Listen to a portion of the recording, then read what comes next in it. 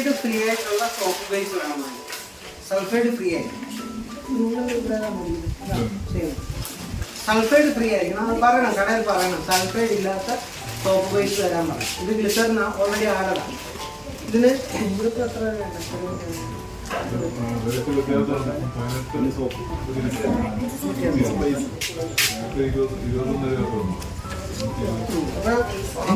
Retail കടയിൽ വരുന്നതിന് 300 രൂപയ്ക്ക് സൾഫൈഡ് ഫ്രീ ആയിട്ടുള്ള സോപ്പ് ബേസ് നമ്മുടെ മെഴു പോലെ ഇരിക്കും കണ്ടേ. ഇതിപ്പോൾ റീറ്റെയിൽ കടയിലൊക്കെ വരുമ്പോൾ 300 രൂപ വരെയും വില മേടിക്കുന്നുണ്ട്. ഹോൾസെയിൽ കടയിൽ നമുക്ക് കുറച്ചുകൂടെ കുറവാണ്.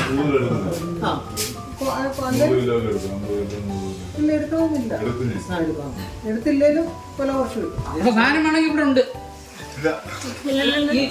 ഇല്ല സാധനമില്ല, നമ്മൾ ഉപയോഗിക്കാൻ.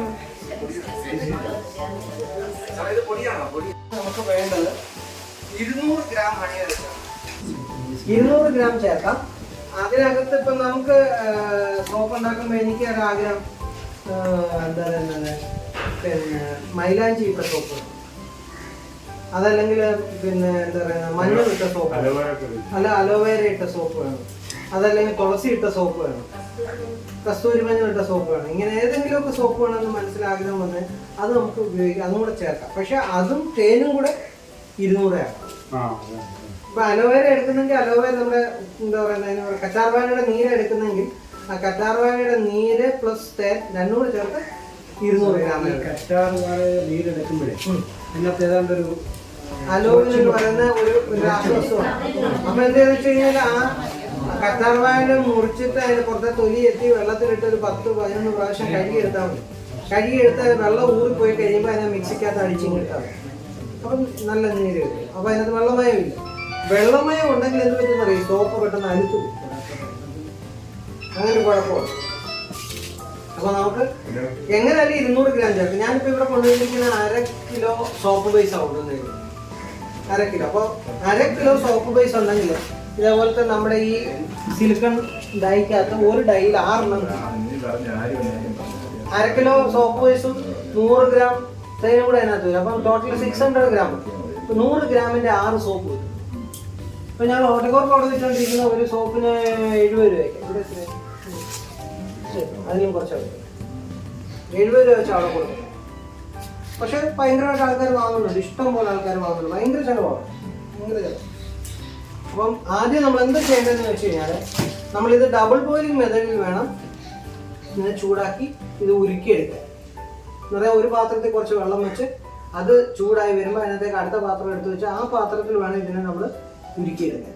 Double boiling method. ഇത് കുറേ നാളത്തെ എക്സ്പീരിയൻസ് ആകുമ്പോൾ നിങ്ങൾക്ക് എന്ത് ചെയ്യാൻ പറ്റും, സിംഗിൾ ബോയിലിങ്ങിൽ പറ്റും. പക്ഷെ അത് അറിയാമെങ്കിൽ മാത്രമേ ചെയ്യില്ലെങ്കിൽ ഇത് കരിഞ്ഞു അടിയിൽ. ഇതിപ്പോ അത്ര വരത്തില്ല, ഇത് ഇത്രയും കൂടെ ചേർത്ത് അരക്കിടും. അപ്പൊ ഇത് ആദ്യം നമ്മൾ എന്ത് ചെയ്യണമെന്ന് വെച്ച് കഴിഞ്ഞാല് ഇതിനെ ഒന്ന് ചെറിയ ചെറിയ പീസായിട്ടൊന്ന് അരിഞ്ഞ്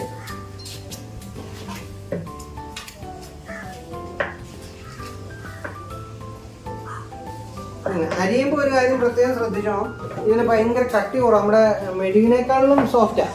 അപ്പോൾ ഇത് നമ്മൾ ഉദ്ദേശിക്കുന്നിടത്തോളം ഒന്നും ആയിരിക്കത്തില്ല നമ്മുടെ പിച്ചാത്തി പോകുന്ന പോലെ പോകും. അപ്പം എന്താ പറ്റുക വെച്ചാൽ ചിലപ്പോൾ കയ്യിലൊക്കെ വന്ന് കയറാനുള്ള സാധ്യത വളരെ കൂടുതലാണ്.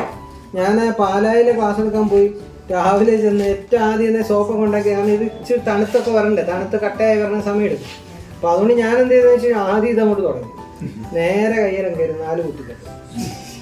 അപ്പം അങ്ങനെ പ്രശ്നമുണ്ട്. അതുകൊണ്ട് വളരെ ശ്രദ്ധിച്ച് വേണം ഇത് എടുക്കാനായിട്ട്.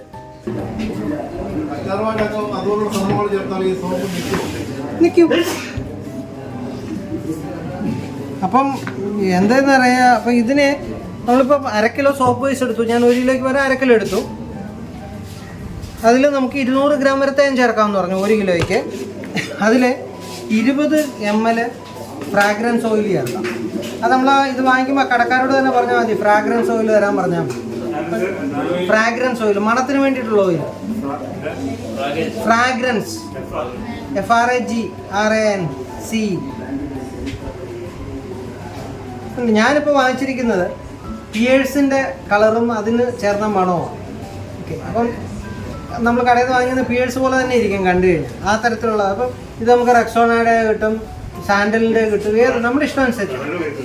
കളറ് ഇപ്പം ഞാൻ റെക്സോൺ, നമ്മളിപ്പം കറ്റാർവാഴ ചേർക്കുകയാണെങ്കിൽ പച്ച കളറല്ലേ, അപ്പോൾ നമ്മൾ റെക്സോണയുടെ മണമോ അല്ലെങ്കിൽ മറ്റേ പിയേഴ്സിൻ്റെ മണം തന്നെ വേണമെങ്കിൽ ആ മണം മേടിക്കാം. പക്ഷേ കളർ അവരോട് പറയുമ്പോൾ പച്ച കളർ തരാൻ പറയും. അപ്പോൾ അങ്ങനെ നമുക്ക് കിട്ടും, അത് മേടിക്കാൻ കിട്ടുന്ന കടയിലാണ്. ഇതിപ്പോൾ പിയേഴ്സിൻ്റെ കളറാണ്. ഫുഡ് കളർ ഇട്ടാലും മതി. 20 ml, 1/2 കിലോ വരുമ്പോൾ അപ്പോൾ എനിക്ക് 10 ml ഒഴിച്ചാൽ മതി.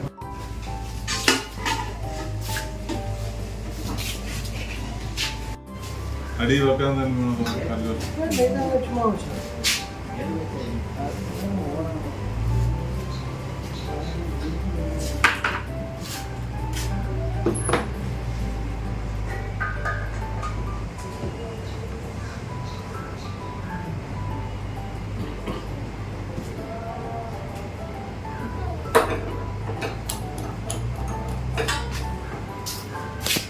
ക്ലിയാന ഫ്ലവറുണ്ട്, അവർ ഡൈ വിൽക്കുന്നുണ്ട്.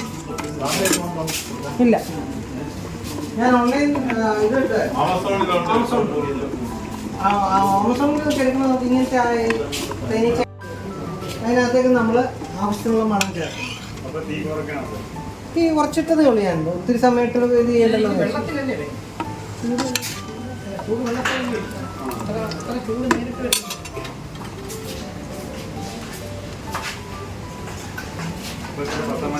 ഞാൻ 10 ml തന്നെ ഒഴിച്ചിട്ടില്ല, കാരണം എനിക്ക് ഒത്തിരി നിറം വേണ്ട, എനിക്ക് ഒത്തിരി ലൈറ്റ് കളർ മതി. അതുകൊണ്ട് ഞാൻ 10 ml പോലും ഒഴിച്ചില്ല. അത് ഒഴിച്ചപ്പോൾ തന്നെ നിങ്ങൾക്ക് മണം വരുന്നുണ്ടല്ലോ. അല്ല, ഇത്രയും കളർ മതി. കാരണം എന്താ അറിയാം, ഞാൻ ഇതിനകത്ത് ചേർക്കാൻ പോകുന്നത് കളറുള്ള, അതുകൊണ്ടാണ് അങ്ങനെ ഒഴിച്ചത്.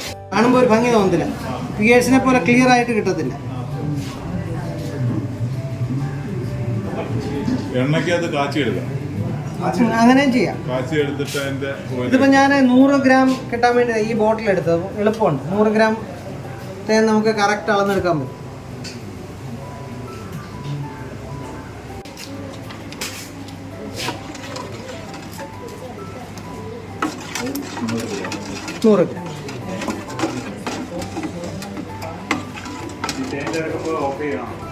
ഇല്ല, അങ്ങനെ വേണമെന്നില്ല, വലിയ ചൂടില്ലല്ലോ, ഞാൻ ചൂടായിട്ടില്ല.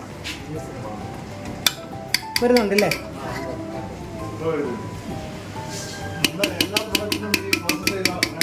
ആ, വെള്ളമയം ഇല്ലാത്തത്.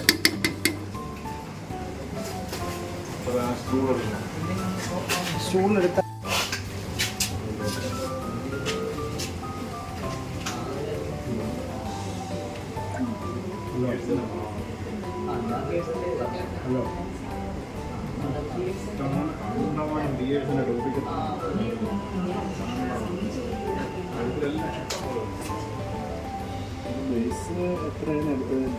അര കിലോ.